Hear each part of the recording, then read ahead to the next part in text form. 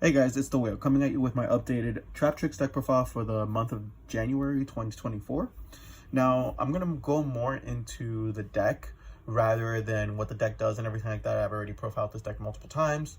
If you guys want to come and check those other profiles out. But I think this deck is a pretty good rogue pick, to combat at like locals, even take it to like a regional here and there.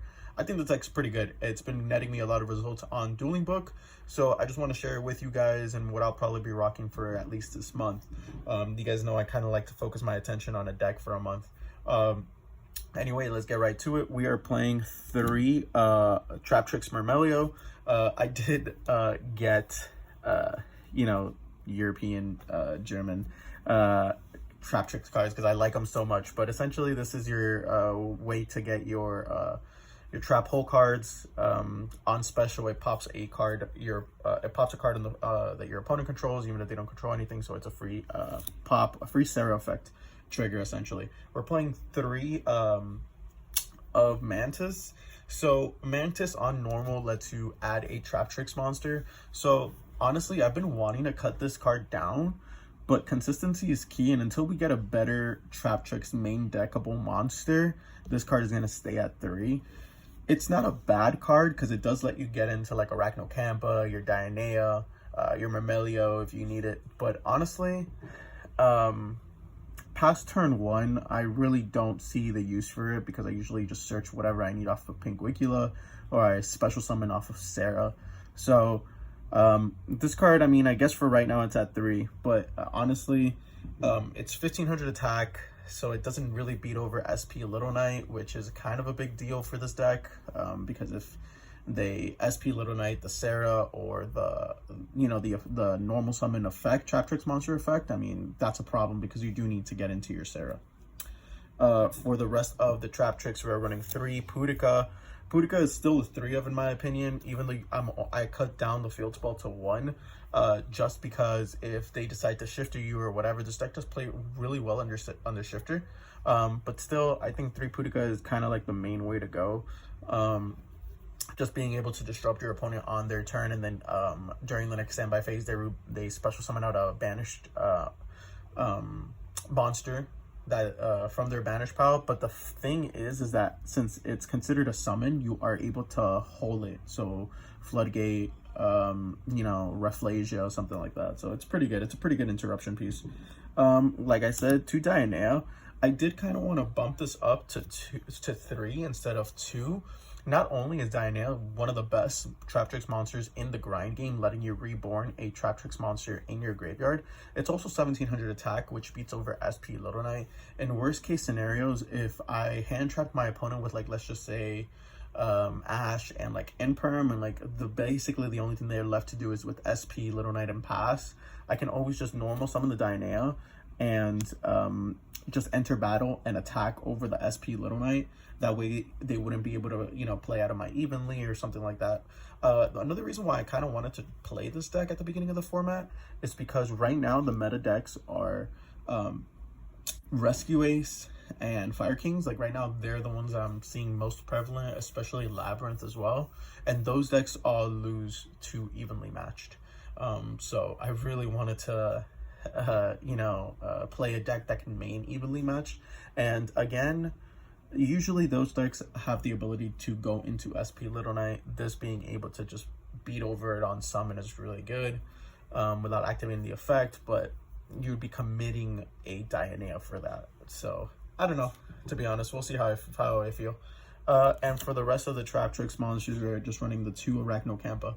No Vesiculo. Vesiculo, in my opinion, I just don't like the send-off effect to special. I mean, yes, it doesn't lock you, but I find myself winning more with my Traptrix engine than I do with anything else.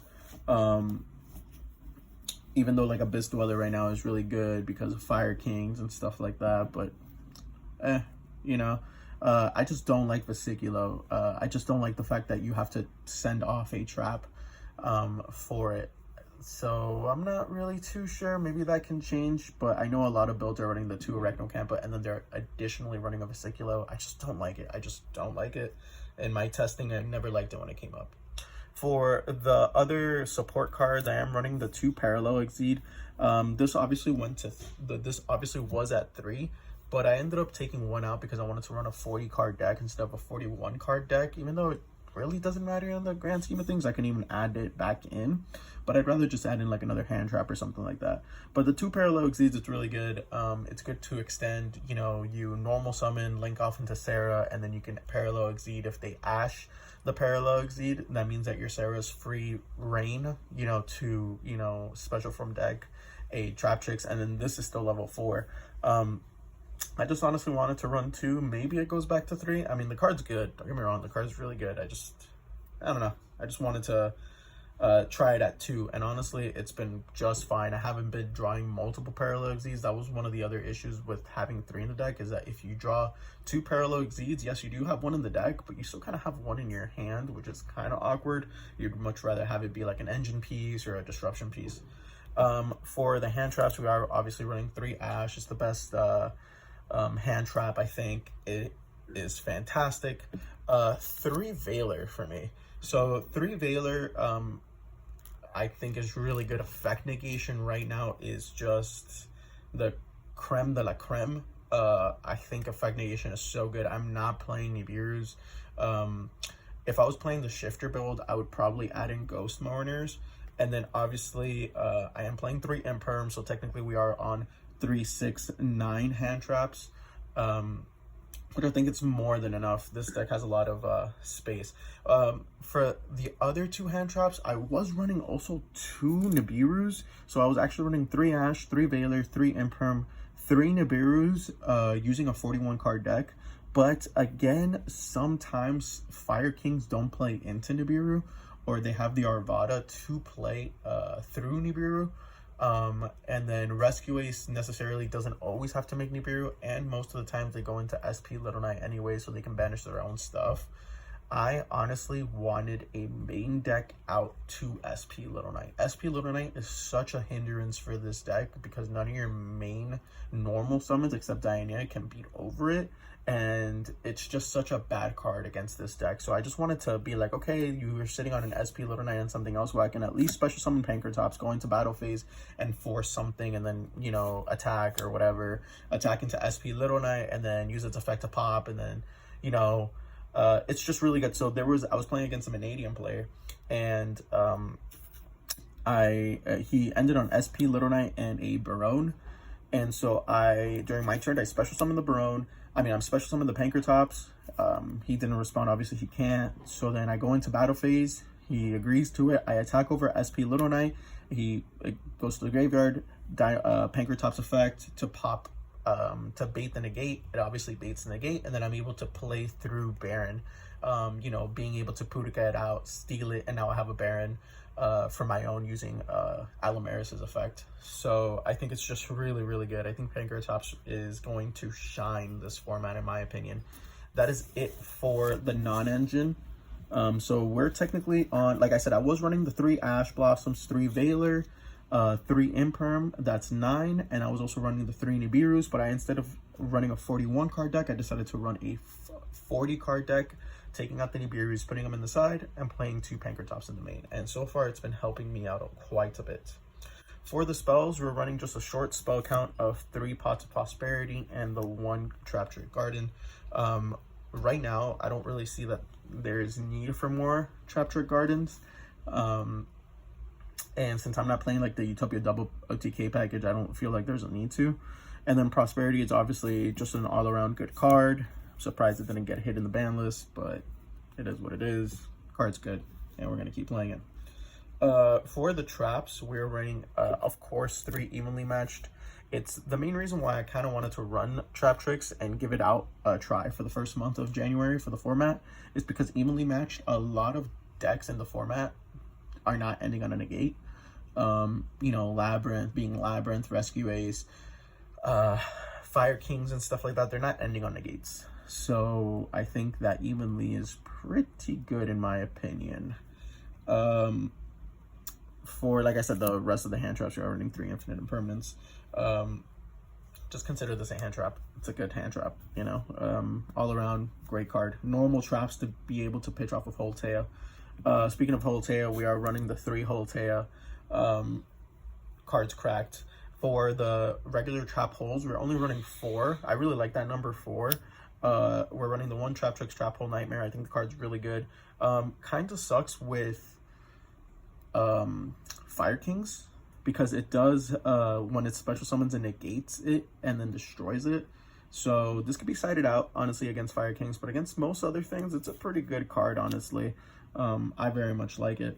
The 1 Floodgate Trap Hole, I think this card's also really good right now. A lot of decks are, again, trying to get into their extra deck or just running a lot of big main deck monsters. So I think that's also pretty good. And for the last 2, the mandatory 2 Gravediggers Trap Hole, this card is cracked right now because Fire Kings is everywhere.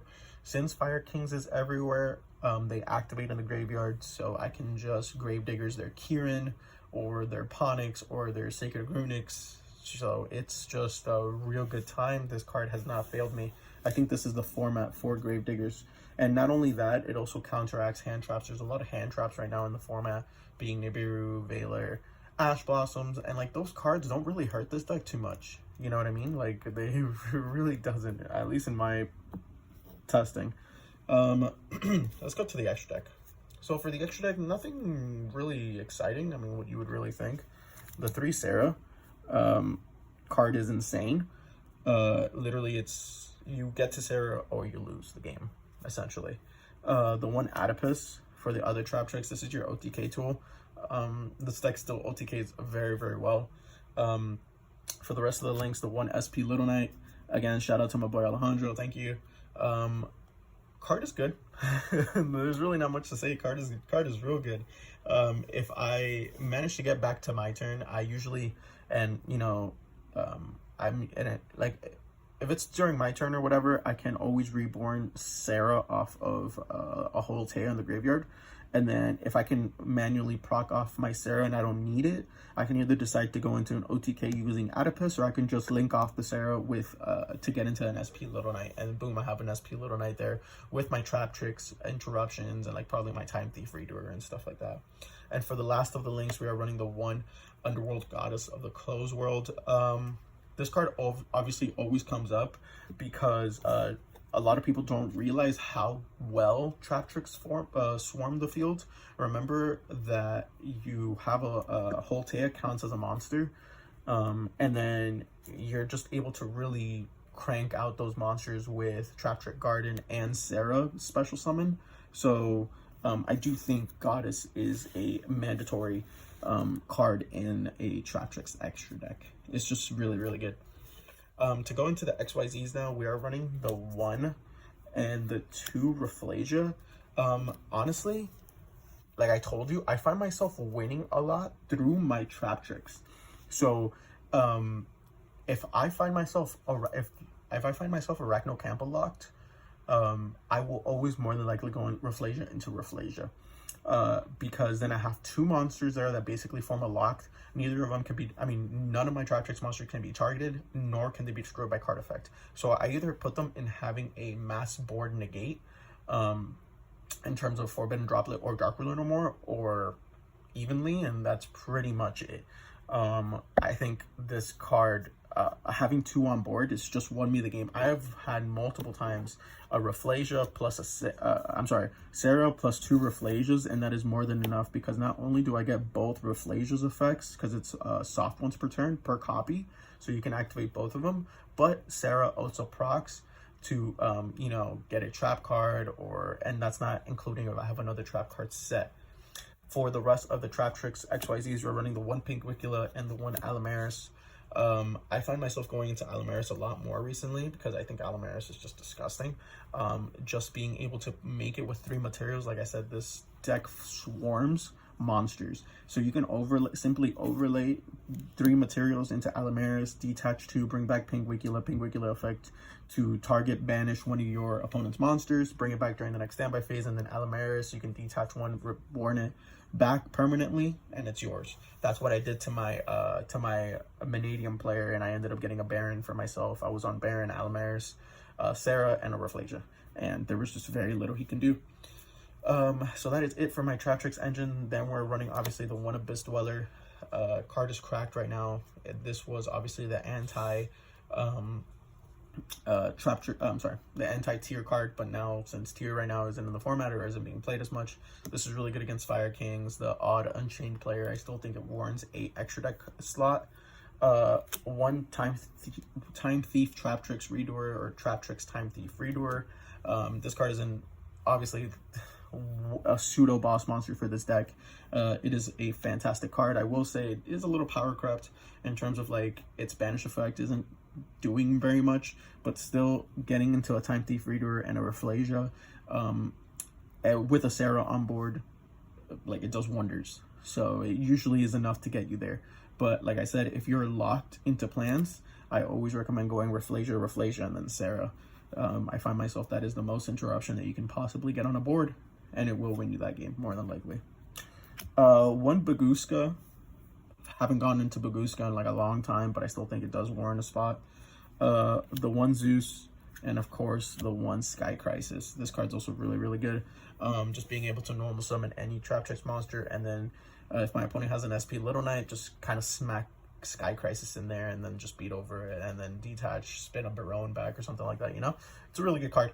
As you can tell, I'm not running the artifact package. So I didn't want to run the artifact package because I just felt myself, like it was just pot of prosperity fodder. I never resolved any artifact package, you know what I mean? And by the, technically artifact Durandal is basically there for evenly matched, but I always side in Solemn Judgment anyway. So by the time I had Solemn Judgment, I was like, okay, why would I need Durandal if I have Solemn Judgment already? I don't know. I didn't like it. Yeah, the interaction with Droll is also pretty quirky, but that's all it is. It's cute at most. I've never gotten it off. For the side deck, let's go for the side deck. We are obviously running the 3 Nibiru's.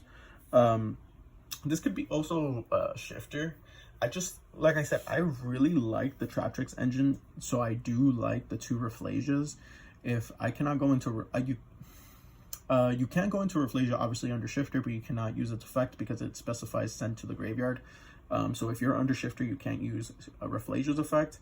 Still, you guys can play Shifter if you want. I do not want to play Shifter because if I don't see it in my opening hand and I draw it later in the game, well, I mean, that's just sucky. Right, so I'd rather just have those type of impactful hand traps like Nibiru, like Droll. Fire Kings lose to this, and Mediums lose to this. Yeah, honestly, the only reason why I wasn't maining Droll, I think in my last profile I was maining Droll, was because it was very hit or miss. It was either game 2 or it was okay, whatever, bro. So it was very hit or miss for me. For the spells, I am running 3 Dark Ruler No More. Just to kind of be able to, again, play against Little Knight and going into a board is really good. This deck has a fantastic turn 1. So if you go first, honestly, I find myself winning more often than losing. But going second is really rough, honestly, if you don't see your evenly matched or, you know, hand traps. For the traps, we're obviously running the 3 Solemn Judgments. And I am running 3 anti-spells. So, honestly, this was actually Dimensional Barrier, which I might still switch it out for Dimensional Barrier because Dimensional Barrier is a normal trap card, so it's really good discard fodder for Holotea. But the thing is, Anti-Spell is just so good, and inherently this deck has to play into Talents / Thrust because you're going to be using your Sarah's effect, your Rafflesia's effect, your Mermello's effect to pop a spell and trap, your Pudiga.